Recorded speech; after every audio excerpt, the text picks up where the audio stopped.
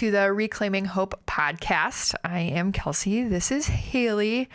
We are on episode number 7, and we are talking about grief comparison today. So Haley's going to start us off by explaining exactly what we're talking about when we're talking about grief comparison, because there's all kinds of different types of grief, right? There's, like I've got grief over losing my grandma, or, if somebody lost their parent, something like that. So Go ahead. Yeah. I mean, grief for everybody looks different and things like that. But what we're talking about, we made up this term, grief comparison. We're talking about comparing grief between mom and mom, like a loss and like this journey of infertility and stillborns and miscarriages, between those things. Because I can sit there and compare losing my grandma to losing my baby, right? That's even a thing. But we're talking about between us two and other moms, how we compare. And it's a hard game because we have good aspects of it, of like, not so bad. And then we have other aspects that make us feel bad because we'll talk about it in a sec, but like putting ourselves on a pedestal, or like validating our emotions by putting the other person down sometimes. So we're talking about between the comparison between Kelsey and I, me and my friend, right? Not anything else. Right. So there's a few ways to look at this. And the first way is downplaying our grief. So this part is, when we joined Hope Mommies, you sit in a circle, and if it's your first time, they say, okay, Haley, what's your story? And you just have to share it out there. And then next, okay, Kelsey, you share your story. And then they catch you up on everyone else around the circle. And it's easy to all of a sudden say, oh, woof, like I shouldn't be as sad, and like kind of pushing yours aside, right? Yeah. So we've sat in circles and talked to moms who are like, oh, I've had 4 miscarriages. And all of a sudden I'm like, well, I've only had 1. So I'm just basically going to stop talking right now. Yeah. I had my miscarriage at, 10 weeks, and then someone else is saying, well, I had a stillborn at 36. And you're like, nope. I'm not going to talk anymore, right? I shouldn't grieve. Like I should be grieving less then, because they're further, they were further along. Yeah. So you downplay your loss because you hear other people's that are worse, right? Because it's heavy, and you immediately just start to go, slip back into that. So it's very easy to do that. Even like from hearing other stories, or when I'm reading a devotional. I'm reading a devotional. It's called the 1 Year of Hope. Something like that. It was in my first Hope Mommies box. But the author of that book, they did some testing on her first child, I think, or second. And the baby they knew had a fatal condition. So they knew that at some point this baby was going to pass away, and it wouldn't be like the baby would be okay being born, but then the baby was going to pass away at some point. So it was a fatal condition. And so it happened. They had the baby passed away after like 6 months. And then she got pregnant again. Same exact thing happened. So same exact condition, that whole thing. So they lost 2 children from the same condition. And so I'm reading this and I'm like, oh my gosh. Oof. So you're immediately like, my immediate reaction to when I hear stories like that, or mamas that have been further along in the process and lost, always my first reaction, like my heart sinks and I just go, oh man, that's rough, So it's heavy. Yeah. It's heavy. Yeah. And even between us, so I had a miscarriage, Kelsey had a miscarriage. Then we both walked this like time frame of trying, and then Kelsey got pregnant again. So there was that of like, oh, she's pregnant, and I have to like process all of that. And I was really happy for her, but then she lost that baby again. And all of a sudden, and it's like the enemy and it's your brain going. 100% But all of the a sudden I was like, well, I don't feel like, and the first time, because I was first, I was like, here's everything I have, right? Like, here are the songs I've been listening to, the books. I've got her all of these resources. And all of a sudden I was like, well, she already knows what to do. Like, I can't get her anything else. I can't get her a new book. She has them all. No. And I was like, well, it's nothing I can say that's going to help her, that's going to be different. And also, I've only had one, so I have no idea where she's at right now. Yeah. So I'm just not going to say anything to Kelsey for about 2 weeks, other than sorry. And that's really what happened. And then eventually we could process enough that I was like, I wasn't ignoring you. I just didn't know what to do. I didn't know what to say. But after we got into our groove of talking again, I could recognize, like, no, now we can sit and talk about this aspect. But initially I'm like, well, I've only had one. So I won't talk. Like, you say what you need to say, but I can't help you. Yeah. And it was real, So that, that downplay. The other aspect, and this is the one we don't like talking about, and I've sat with other ladies and it's true, so we want to acknowledge it, but it's not where anyone's heart is really at. It's just kind of happens, right? And this is overplaying our grief. Not that like it's justified to be sad, but overplaying it in a sense of, so I did have a miscarriage at 10 weeks. So then you hear about a mama who says, I started bleeding and I had a miscarriage at 6 weeks. All of a sudden my brain, not intentionally, because that's a mama too, that was a loss. Yeah. I'm like, well, I knew for 4 weeks longer. And that month gave me all that time to plan and think and process and believe. Be excited. So I'm more sad because mine went longer. Or I'm more sad because because I was longer and it far further into it than my, miscarriage process and that loss and the D&C were harder, which is true because it was bigger and all that kind of stuff. But I can use that as fuel to say mine's worse than. Yeah. It's rough. And we don't like to, no one wants to say that, well, mine's worse than you, because we don't actually mean that. But in our brains, we're like, I saw the baby on the ultrasound, or, like we were able to hear the heartbeat, or, my husband's grieving too, or like he has a lot more sadness too, because he was able to sit through some of that stuff and able to see the baby thriving at the time, with the heartbeat and everything. So yeah, you immediately go to like, well, she didn't get to see any of that. So like there's that next level of like intimacy with, like here's my intimacy with the pregnancy, of like, I'm seeing all of this stuff. I'm getting excited. I'm progressing. At least she didn't have to get that far. My sadness is somehow more because I was farther along and I saw all of these things. So my hurt is greater. Right.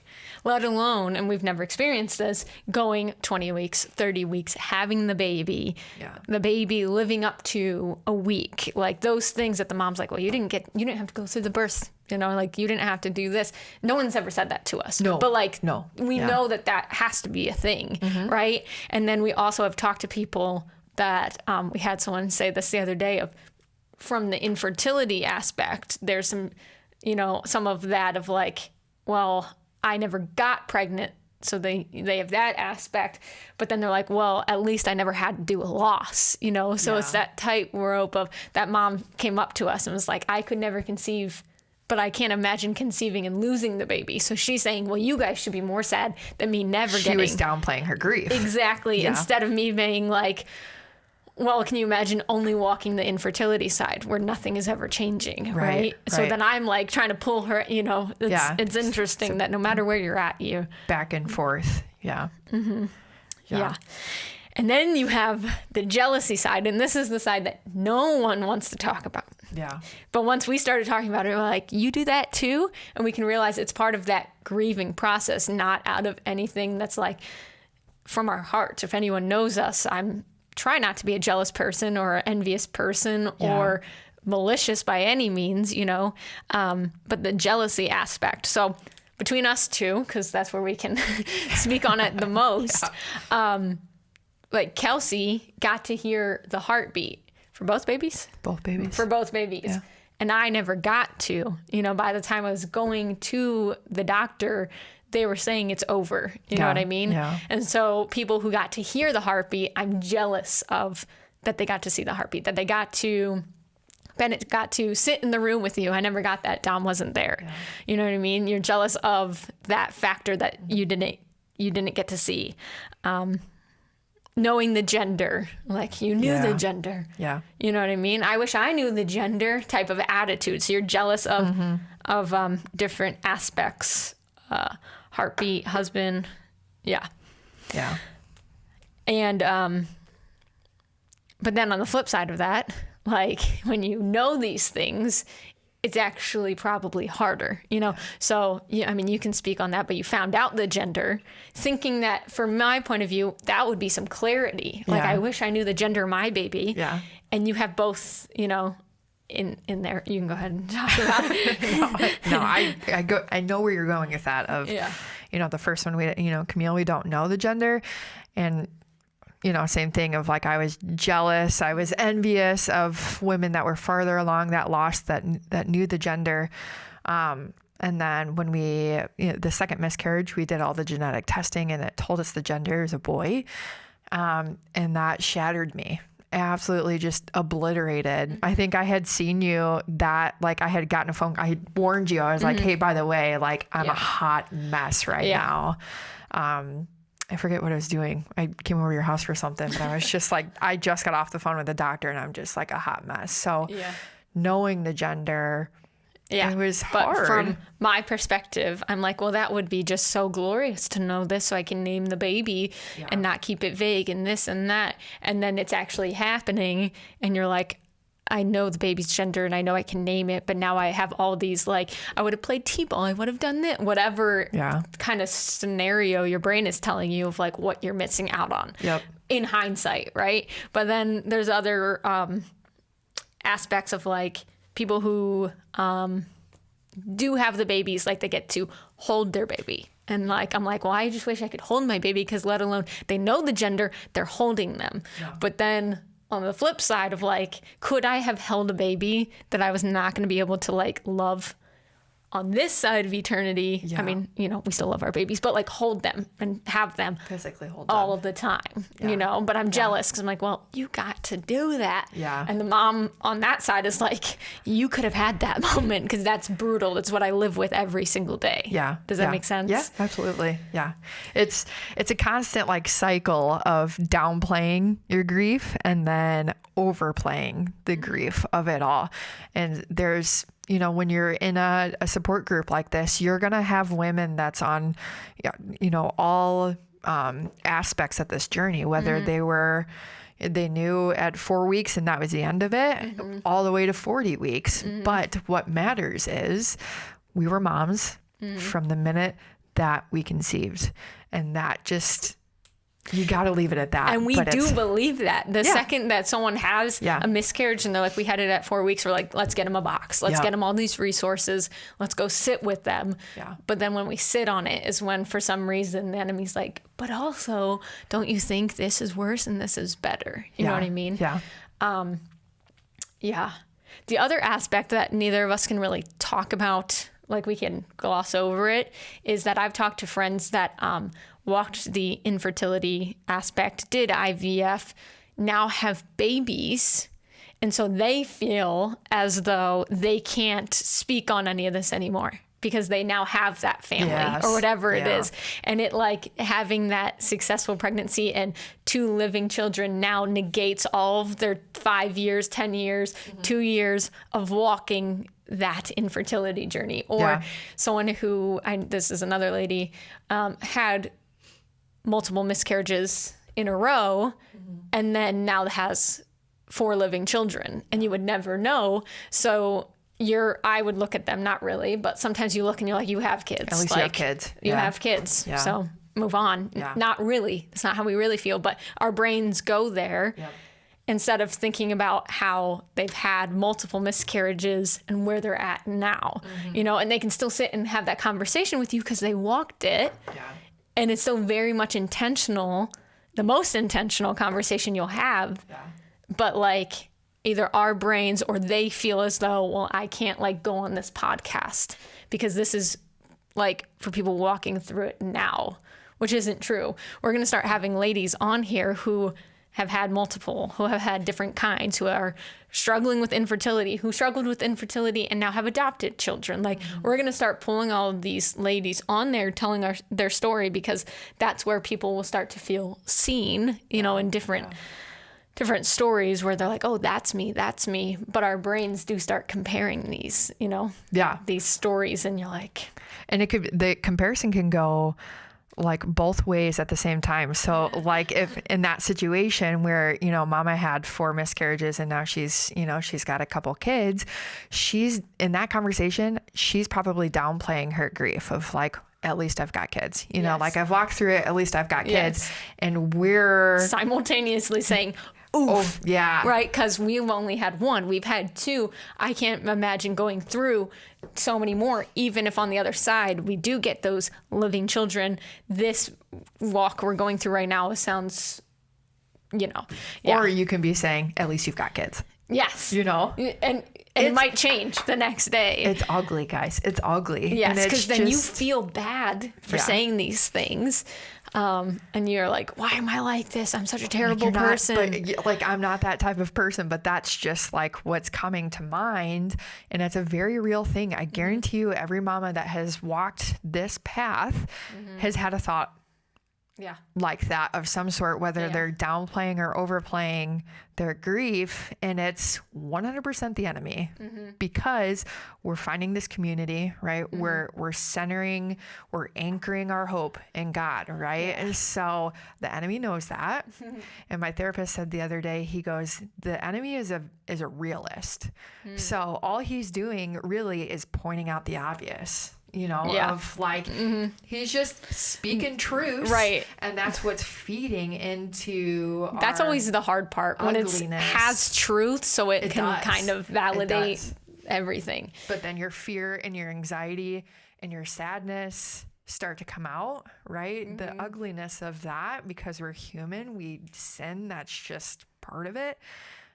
That plays into everything that's going on, because the devil knows that something good is going here, of like, we're really sad, but we know that our babies are in eternity, and we're anchoring our hope in Jesus.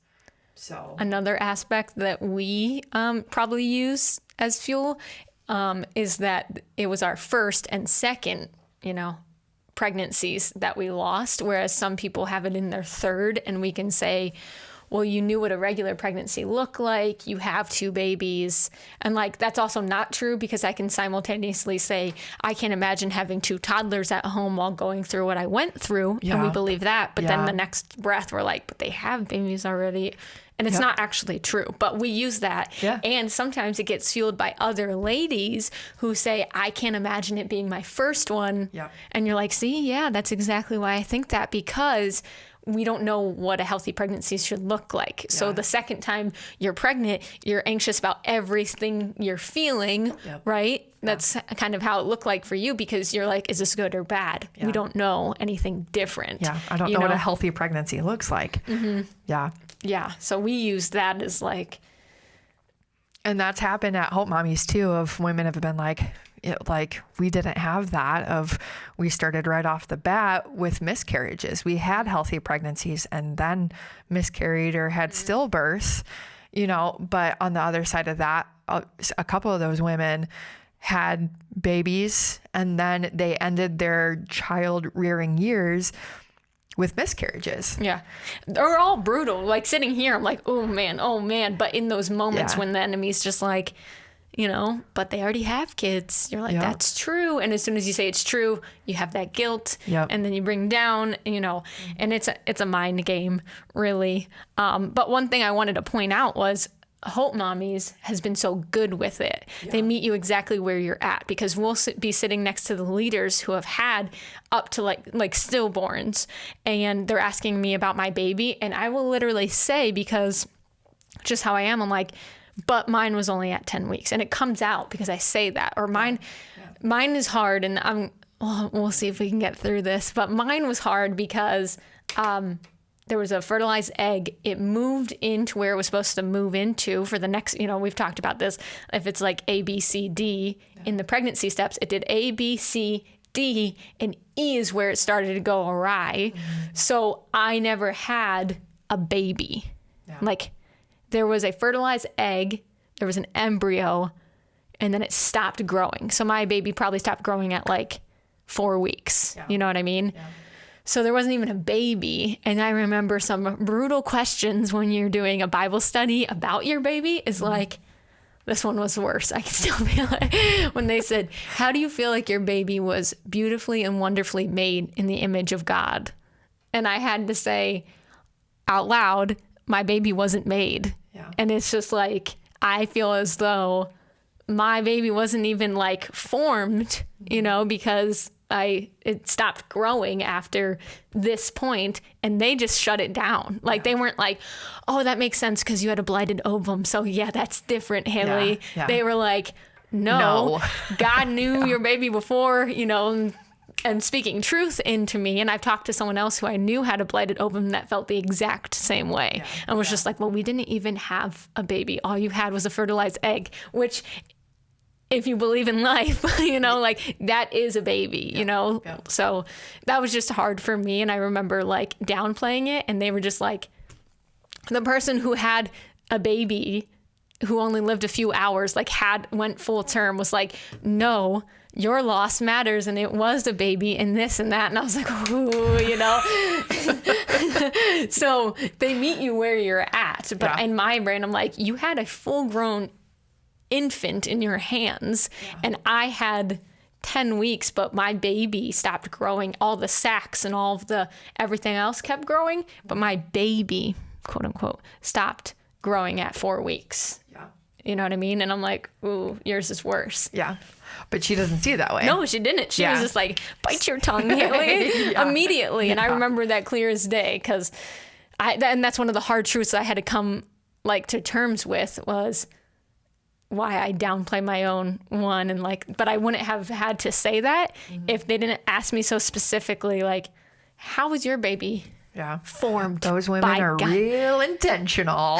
Yeah. Those questions were really brutal. And we would look at them ahead of time and just be like, should we go tonight?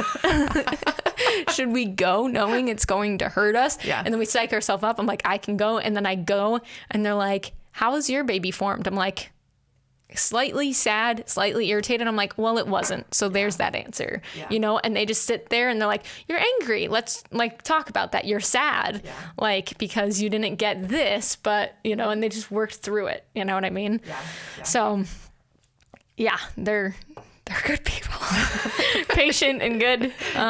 But that's what those spaces are for, is to just get it all out there, and nobody's upset with anybody about anything that's said. I think one of the last meetups that I was at, we talked about the grief comparison of it all, of just like our ugliness comes out, and how do we deal with that? And I've never felt judged in that space.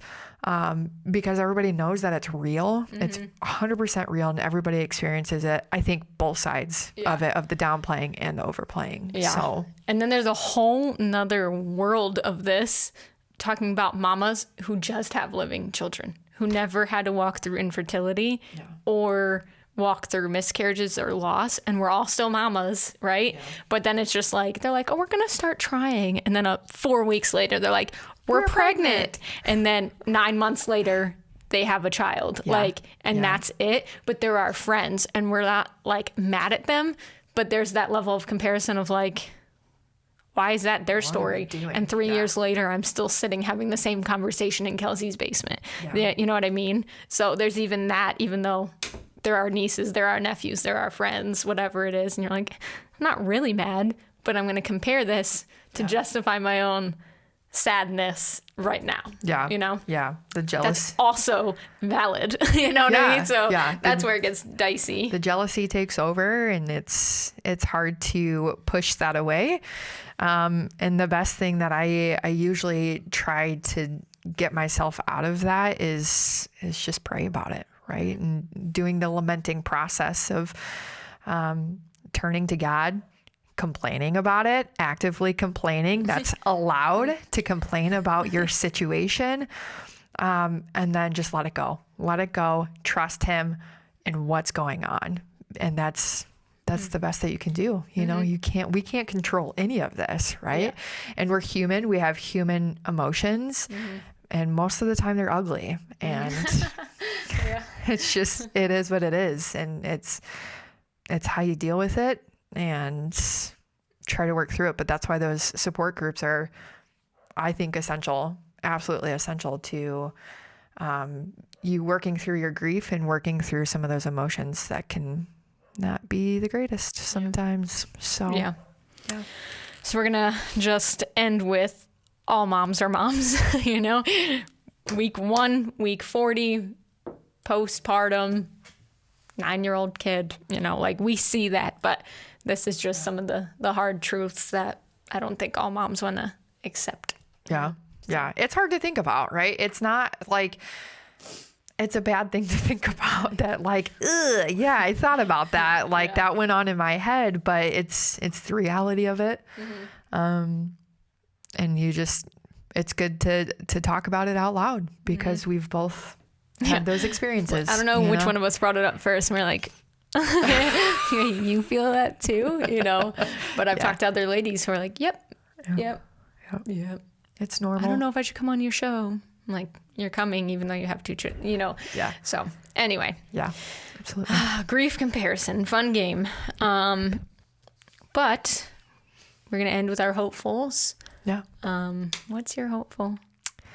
My hopeful is, after my first miscarriage, I wrote a letter to Camille. I wrote 2 letters. The first one was just a general letter before we had a name. And then I felt compelled to write a second one so I could address Camille in the letter. So I need to do that again for Ethan. And I've been putting it off for a while, and I need to do it. So I'm getting to a place where I feel comfortable writing that. And hopefully I can, I'm going to go ahead and tell the story. Okay. If you want to share. When I do write the letter, so one of our resource videos we had seeded paper. And so the seeded paper, you write the letter, then you put it into either a planter or a box, but I had happened to just put it on the side of my house. And so I wrote the 2 letters to Camille, planted it, looked great, it was very therapeutic for me. And then I think about a week later, I had just had a real bad week and with my grief. And so I was like, well, I'm just going to go out and just be with my garden. And so I get out there, and there had been a neighborhood cat that came through and ripped it all up to make a nice little litter box. And you know what cats do in litter boxes. So I was just like, bah! So I was not happy about that. But so this time's going to be different is what I'm trying to say, that I'm going to write a letter to Ethan, feeling hopeful about it, and I'm going to put it into a planter this time. So hopefully the neighborhood cat doesn't have its way with my sacred space. Sure. Yes. I'm hopeful that will be the case as well. Grief comparison. You saw mine budding and you're like, yeah, I was like, she got flowers. Just kidding. My hopeful is that Kelsey has this book right now that she's been reading and keeps talking about how helpful it was and just like being honest with yourself. And so I'm going to start reading it. But most of the time when I do my devotionals and read a book, like it's for a little chunk of time and I get what I need out of it and then I put it down. So I'm going to read it all and I'm just going to be intentional about it. Had you talked about? I don't think we talked about that one yet. Dark Clouds, Deep Mercy. I think it was one of my hopefuls, but we hadn't specifically talked about it. So I'm going to be starting that and just hopefully getting, what I need out of that. So you're going to need a highlighter. Okay. I'm going to hopefully buy a pack of highlighters. So that's exactly what I did. Can I just borrow some of yours? Sure, that's fine. But I just have one clipped to the front of the page because I was like, I'm just going to need have this anyway. Have you highlighted so. Specific things? You feel like you're just like... highlighting the whole book. Yeah. No, there's been like a good chunk of like pages that I didn't highlight, okay. but for a while I was like, wow, I am highlighting a lot of Yeah. stuff in here, but Yeah. it's crazy good. Yeah. You're gonna love it. So that's my hopeful. Cool. Alrighty. Thanks for hanging out with us, talking about some hard stuff. Ugly stuff. Not fun. No. But truth. Jeez. We didn't plan that. All right, guys. Thanks for listening, and we'll see you next time.